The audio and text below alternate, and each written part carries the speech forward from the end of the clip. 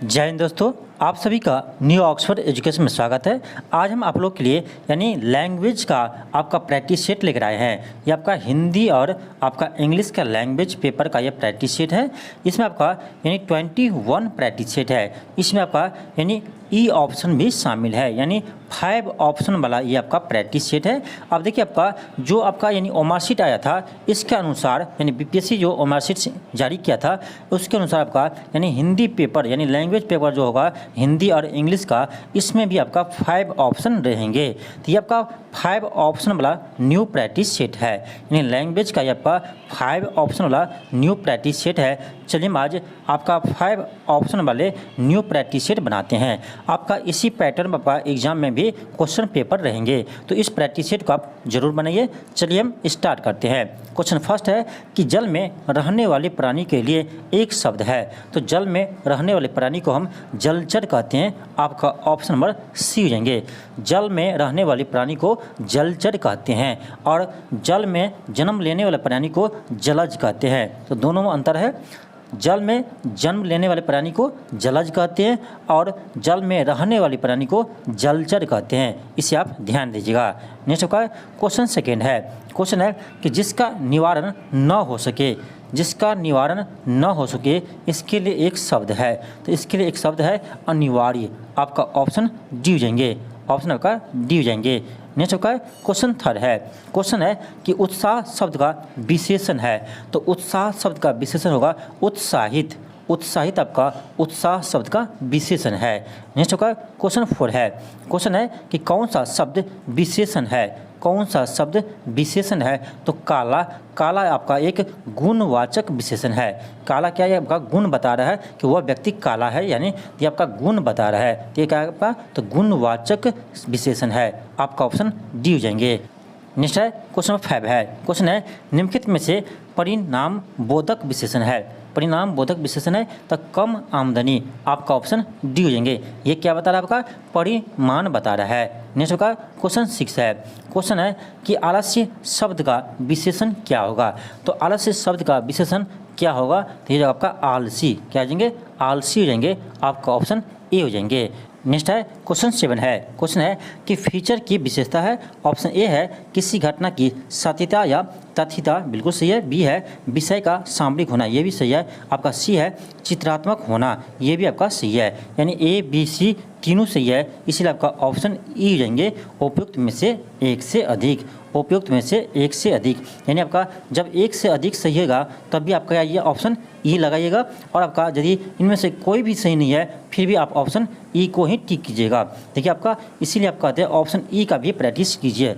आप यदि इस तरह से क्वेश्चन आप बना कर नहीं जाते हैं तो आपका एग्जाम में बहुत प्रॉब्लम होगा, क्योंकि आप वहाँ जाएंगे तो वहाँ आपका 5 ऑप्शन रहेगा। मान लीजिए अभी तक आप 4 ऑप्शन वाला प्रैक्टिस बना रहे हैं, अब वहाँ जाइएगा आपको डायरेक्ट देखेगा हिंदी में भी यानी लैंग्वेज पेपर में भी 5 ऑप्शन है। तो आपका हो सकता है वहाँ दिमाग थोड़ा आपका फ्यूज हो जाए कि आप क्या करेंगे। इसलिए कहते हैं पढ़े प्रैक्टिस करके जाइए।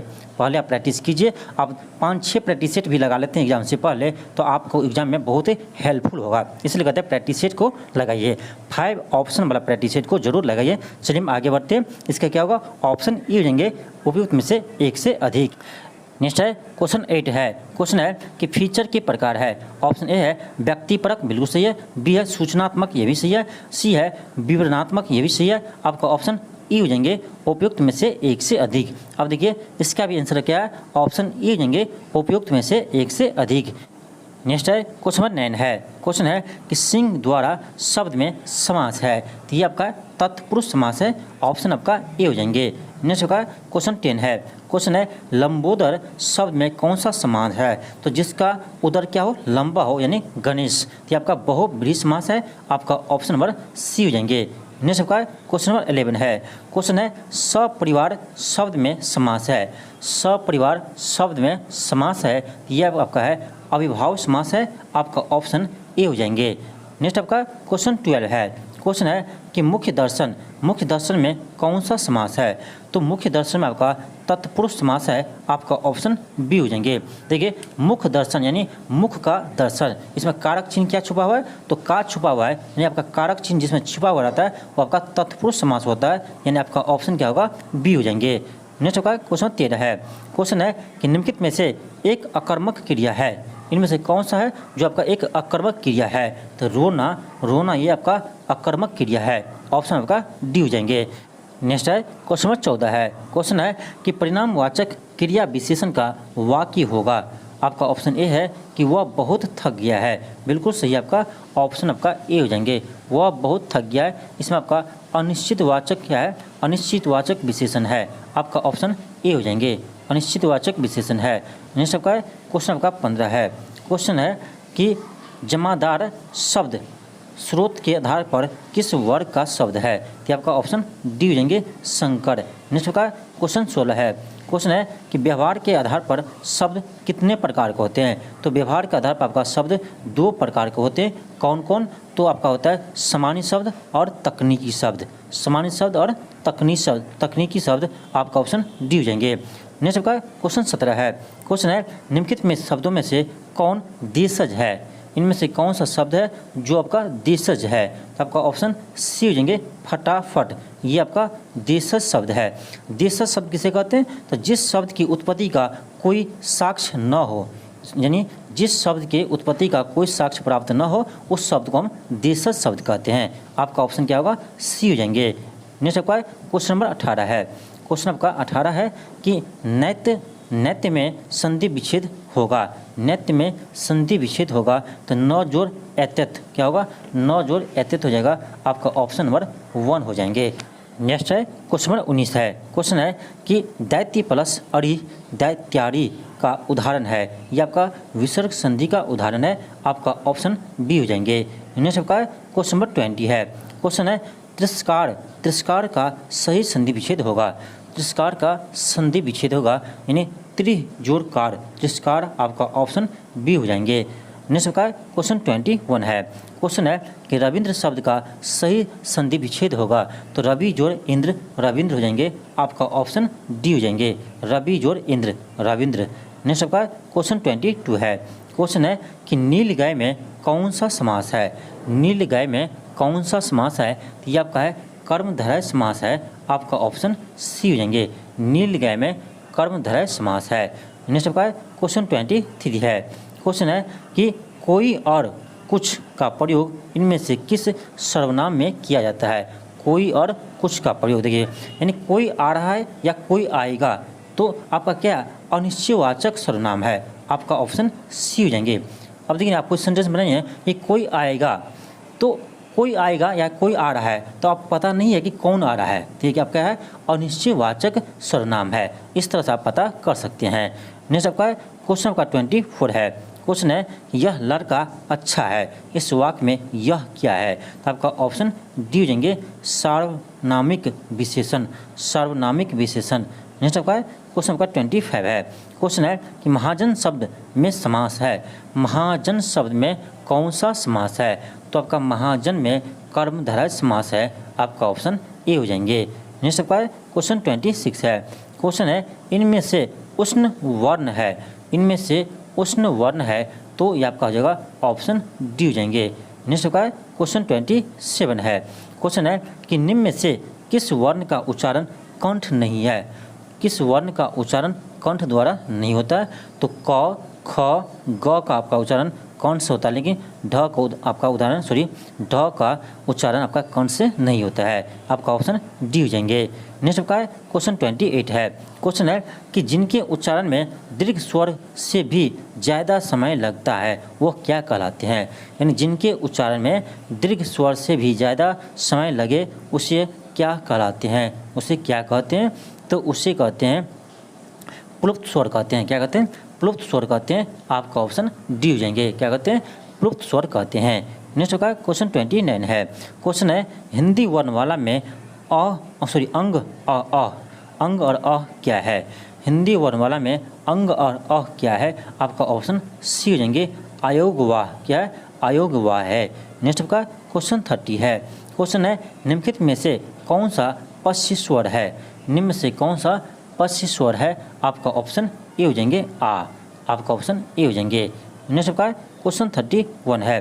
क्वेश्चन 31 है कि निम्नलिखित में से कौन सी एक व्यंजन कौन सी एक संयुक्त व्यंजन नहीं है। सॉरी, क्वेश्चन क्या है, निम्नलिखित में से कौन एक संयुक्त व्यंजन नहीं है। संयुक्त व्यंजन नहीं है, आपका ऑप्शन बी हो जाएंगे, यानी मूर्धन्य स। मूर्धन्य स आपका ये संयुक्त व्यंजन नहीं है। नेक्स्ट आपका क्वेश्चन 32 है। क्वेश्चन है, हिंदी में कुल कितने वर्ण है। हिंदी में कुल कितने वर्ण है, तो हिंदी में आपका 52 वर्ण होते हैं, आपका ऑप्शन सी हो जाएंगे। नेक्स्ट है क्वेश्चन 33 है। क्वेश्चन है, शुद्ध वर्तनी का चयन कीजिए। देखिए आपका शताब्दी लिखा हुआ है, इसमें देखना आपका कौन सा सही लिखा हुआ है, आपका ऑप्शन डी बिल्कुल सही है। शताब्दी आपको इसी तरह से लिखते हैं, आपका ऑप्शन डी सही है। नेक्स्ट आपका क्वेश्चन 34 है। क्वेश्चन है, शुद्ध वर्तनी का चयन कीजिए, यानी इसमें से कौन सा शुद्ध लिखा हुआ है, आपका ऑप्शन सी हो जाएंगे, समुद्र। ये आपका बिल्कुल सही है। नेक्स्ट है क्वेश्चन 35 है। क्वेश्चन है, अशुद्ध वर्तनी को चिन्हित करें, यानी जो इसमें अशुद्ध लिखा हुआ है इसे चुनना है आपको। देखिए सन्यासी आपका ये गलत लिखा हुआ है, सन्यासी ऐसे लिखते हैं, सन्यासी ऐसे लिखते हैं, ठीक, ये आपका सन्यासी सही है, यानी आपका ऑप्शन सी क्या है, तो आपका गलत है, ऑप्शन आपका सी गलत है। नेक्स्ट आपका क्वेश्चन 36 है। रविंद्र शब्द के सही संधि विच्छेद है, तो रवि जोड़ इंद्र और रविंद्र हो जाएंगे, आपका ऑप्शन डी हो जाएंगे। नेक्स्ट आपका क्वेश्चन 37 है।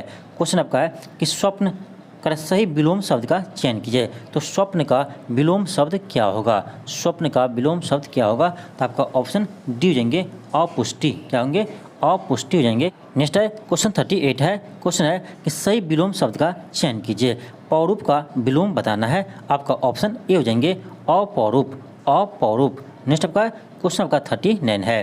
क्वेश्चन 39 है कि मनुष्यता का विपरार्थक है, मनुष्यता का विपरार्थक है, ये जगह आपका ऑप्शन ए हो जाएंगे, यानी अमनुष्यता। क्या होगा, अमनुष्यता। नेक्स्ट आपका क्वेश्चन 40 है। क्वेश्चन है कि सही विलोम शब्द चुनिए, यानी अभिज्ञ का विलोम शब्द बताना है, अभिज्ञ का विलोम शब्द बताना है, तो क्या होगा, आपका ऑप्शन डी हो जाएंगे, अनभिज्ञ। क्या होगा, अनभिज्ञ हो जाएंगे। नेक्स्ट आपका क्वेश्चन 41 है। क्वेश्चन है कि सही विलोम शब्द चुनिए। देखिए आपका करुण का विलोम शब्द बताना है, करुण का विलोम शब्द क्या होगा, तो निष्ठुर हो जाएंगे, आपका ऑप्शन ए हो जाएंगे, ऑप्शन आपका ए हो जाएंगे। नेक्स्ट आपका क्वेश्चन 42 है। क्वेश्चन है, अनुकूल का सही विलोम शब्द है, सॉरी अनुकूल का विलोम क्या होगा, तो अनुकूल का प्रतिकूल होगा, ऑप्शन आपका ए हो जाएंगे। नेक्स्ट है क्वेश्चन 43 है। क्वेश्चन है, अज्ञ का विलोम शब्द क्या होगा, आपका ऑप्शन डी हो जाएंगे, विज्ञ। नेक्स्ट आपका क्वेश्चन 44 है। क्वेश्चन है, अनिवार्य शब्द का विलोम है, तो आपका जगह ऐच्छिक, अनिवार्य शब्द का विलोम ऐच्छिक हो जाएंगे, आपका ऑप्शन डी हो जाएंगे। नेक्स्ट है क्वेश्चन 45 है। क्वेश्चन है कि सप्रिय शब्द का विलोम क्या होगा, तो अप्रिय हो जाएंगे, आपका ऑप्शन ए हो जाएंगे। नेक्स्ट आपका क्वेश्चन आपका 46 है। क्वेश्चन है, निम्नलिखित में से कौन विलोम शब्द युग्म गलत है, कौन सा विलोम शब्द युग्म गलत है, यानी आपका देखिए इष्ट है, तो इसका इष्ट का अनिष्ट क्या है, तो विलोम है। इसी तरह से आपका पेयर बनाया गया है, तो इसका विलोम ये है और आपका इसका विलोम यह है। उसी तरह देखना है, देखिए उत्कर्ष का विलोम निष्कर्ष नहीं होता है, उत्कर्ष का विलोम आपका अपकर्ष होता है, उत्कर्ष का विलोम क्या होता है, तो अपकर्ष होता है, यानी आपका ऑप्शन सी जो है वो आपका गलत है, आपका ऑप्शन सी हो जाएंगे। नेक्स्ट आपका क्वेश्चन 47 है। क्वेश्चन है कि उपसर्गों के प्रयोग से, उपसर्गों के प्रयोग से क्या करते हैं, आपका ऑप्शन डी हो जाएंगे कि शब्द के अर्थ में परिवर्तन का विशेषता लाती है, परिवर्तन का विशेषता लाती है। आपका देखिए ऑप्शन सी और डी यहाँ पर दोनों सेम है, तो आपका दोनों आंसर इसका होना चाहिए, सी और डी दोनों, क्योंकि गलती से आपका ये दोनों ऑप्शन आपका सेम प्रिंट हो गया है। नेक्स्ट आपका क्वेश्चन 48 है। क्वेश्चन है कि अभिमानी, अभिमानी में उपसर्ग प्रत्यय है, उपसर्ग भी बताना है और प्रत्यय भी बताना है। तो उपसर्ग आपका होता है जो पहले लगा हो, अभिमानी में, अभिमानी में आपका उपसर्ग अभी है और आपका अभिमानी में आपका प्रत्यय क्या है, तो ई है, आपका ऑप्शन क्या होगा, बी हो जाएंगे, आपका ऑप्शन बी हो जाएंगे। नेक्स्ट आपका क्वेश्चन 49 है। क्वेश्चन आपका 49 है। क्वेश्चन है कि कार प्रत्यय से निर्मित शब्द नहीं है, कार प्रत्यय से निर्मित शब्द नहीं है। पत्रकार, तो पत्रकार में आपका कार क्या है, तो प्रत्यय है, आपका बी है कलाकार, कलाकार में आपका प्रत्यय कार है। फिर कुंभकार, इसमें भी एक कार है, आपका ऑप्शन डी हो जाएंगे, यानी बड़प्पन, बड़प्पन में आपका अन्न है प्रत्यय यहाँ पर, यानी आपका ऑप्शन क्या होगा, डी हो जाएंगे। नेक्स्ट है क्वेश्चन 50 है। क्वेश्चन आपका है कि वे उपसर्ग का प्रयोग कहाँ अनुचित है, यानी कहाँ पर सही नहीं है। ऑप्शन ए है बेफिक्र, बिल्कुल सही है। सी है बेचारा, इसमें भी बे आपका उपसर्ग है। आपका ऑप्शन डी है यानी बेरो कटोक, इसमें भी सही है। आपका ऑप्शन बी जो है इसमें आपका जो बेफिजूल है, इसमें आपका बे जो उपसर्ग लगा है ये आपका सही नहीं है, इसमें आपका बी नहीं लगा, फिजूल क्या होगा, तो सीधे फिजूल होगा, यानी आपका ऑप्शन बी इसका आंसर हो जाएंगे। नेक्स्ट आपका क्वेश्चन 51 है। क्वेश्चन है कि सुंदर की भावनात्मक संज्ञा है, सुंदर की भावनात्मक संज्ञा है, तो सुंदरता भी है और सौंदर्य भी है, यानी आपका ए और बी दोनों सही है। आपका ऑप्शन डी हो जाएंगे, ए एंड बी दोनों, ए एंड बी दोनों। नेक्स्ट आपका क्वेश्चन 52 है। क्वेश्चन है इनमें से भाववाचक संज्ञा है, भाववाचक संज्ञा है तो चिंता, चिंता क्या है, ये आपका भाववाचक संज्ञा है। नेक्स्ट आपका क्वेश्चन 53 है। क्वेश्चन है कि निम्नलिखित में से कौन सा शब्द संज्ञा है, कौन सा शब्द संज्ञा है, तो क्रोधित, ये आपका क्या है, ये आपका संज्ञा है। नेक्स्ट आपका क्वेश्चन 54 है। क्वेश्चन है कि कटक का सही अर्थ है, कटक का सही अर्थ है, तो आपका जगह कटक का सही अर्थ सेना हो जाएंगे, यानी आपका सेना का पर्यायवाची शब्द होता है कटक। नेक्स्ट है क्वेश्चन 55 है। क्वेश्चन है कि जलद का पर्यायवाची शब्द नहीं है, जलद का पर्यायवाची शब्द नहीं है, तो धन्य है, वरीद है, बलहाक भी है। आपका ऑप्शन सी हो जाएंगे, अंबर आपका जलद का पर्यायवाची नहीं है, आपका ऑप्शन सी हो जाएंगे। नेक्स्ट आपका क्वेश्चन 56 है। क्वेश्चन है कि अनुचर का पर्यायवाची शब्द नहीं है, अनुचर का पर्यायवाची शब्द कौन सा नहीं है, तो आपका जगह ऑप्शन ए हो जाएंगे, सेवक, अनुचर का पर्यायवाची सेवक नहीं है। नेक्स्ट आपका क्वेश्चन 57 है। क्वेश्चन है कि इनमें से बादल का पर्यायवाची शब्द नहीं है, बादल का कौन सा पर्यायवाची शब्द नहीं है, बादल का कौन सा पर्यायवाची शब्द नहीं है, तो जलद तो है, और आपका मेघ भी है और वरीद भी है, लेकिन जल्दी, जल्दी आपका ये आपका बादल का पर्यायवाची शब्द नहीं है, आपका ऑप्शन बी हो जाएंगे। नेक्स्ट है क्वेश्चन 58 है। क्वेश्चन है कि सब दिन होत न एक समान, सब दिन होत न एक समान लोकोक्ति का अर्थ क्या है। इसका अर्थ ये होता है कि सब दिन समय एक समय नहीं होता है, सब दिन का समय एक जैसा नहीं होता है, यानी समय क्या है, तो परिवर्तनशील है। आपका ऑप्शन ए हो जाएंगे। कभी व्यक्ति सुख में रहते हैं तो कभी दुख में रहते हैं, क्योंकि आपका समय जो होते हैं ना वो आपका सामान्य सब दिन नहीं रहता है, वो सब दिन चेंज होते रहते हैं। इसीलिए कहते हैं आपका आज कष्ट कीजिएगा, आज यदि आप पढ़ लीजिएगा, आप मेहनत करके, तो आप एक नौकरी कर लीजिएगा, आप टीचर बन जाएंगे। जब आप शिक्षक बन जाएंगे तो आपका इसका आगे का ज़िंदगी आपका आराम से कटेगा। इसीलिए कहते हैं आज से थोड़ा कष्ट कर लीजिए, यानी आज थोड़ा कष्ट कर लीजिएगा तो अगला दिन आपको ज़िंदगी, आगे का ज़िंदगी आपका आसान हो जाएंगे। इसीलिए कहते हैं आप दिन रात अभी मेहनत कीजिए। अब देखिए ना आपको कि हमें तो टीचर नहीं बनना, लेकिन हम फिर भी आप लोगों के लिए इतना मेहनत करते हैं, इतना भी आप, इसका आधा भी आप लोग मेहनत कीजिएगा तो आपका एग्ज़ाम आराम से निकल जाएंगे। इसीलिए कहते हैं आप दिन रात मेहनत कीजिए। अभी आप दिन रात लगे रहिए, बस 1 महीना है, 1 महीना आप कष्ट कीजिएगा तो आपका यानी आगे के जीवन सफल हो जाएंगे, क्योंकि आपका अच्छा ज़िंदगी आप काटेंगे जब आपका जॉब हो जाएगा। तो इसलिए कहते हैं आप अभी दिन रात लगे रहिए, दिन रात पढ़िए। चलिए हम आगे बढ़ते हैं। क्वेश्चन आपका 59 है। क्वेश्चन आपका है कि शैतान की आंत का अर्थ क्या है, शैतान की आंत का अर्थ क्या है। आपका जगह ऑप्शन सी हो जाएंगे, बहुत लंबी वस्तु, बहुत लंबी वस्तु। आपका ऑप्शन सी हो जाएंगे, बहुत लंबी वस्तु या बात, बहुत लंबी वस्तु या बात। आपका ऑप्शन सी हो जाएंगे। नेक्स्ट आपका क्वेश्चन 60 है। क्वेश्चन आपका 60 है कि अपनी खिचड़ी अलग पकाना, अपनी खिचड़ी अलग पकाना मुहावरे का अर्थ क्या होता है, तो सबसे अलग रहना। क्या होता है, सबसे अलग रहना। नेक्स्ट आपका क्वेश्चन 61 है। क्वेश्चन है कि कलम तोड़ना, कलम तोड़ना का मुहावरे का अर्थ क्या होगा, तो कलम तोड़ने का अर्थ हुआ कि अनूठी उक्ति लिखना, अनूठी उक्ति लिखना। आपका ऑप्शन डी हो जाएंगे। नेक्स्ट आपका क्वेश्चन 62 है। क्वेश्चन है कि श्री गणेश करना, यानी श्री गणेश करना का अर्थ होता है प्रारंभ करना, यानी स्टार्ट करना। श्री गणेश करना यानी प्रारंभ करना। नेक्स्ट है क्वेश्चन 63 है। क्वेश्चन है कि आसमान टूट पड़ना यानी बहुत बड़ी मुसीबत आ जाना, आपका ऑप्शन क्या होगा, बी हो जाएंगे, यानी मुसीबत आना। आसमान टूट पड़ना मतलब मुसीबत आना। नेक्स्ट आपका क्वेश्चन आपका 64 है।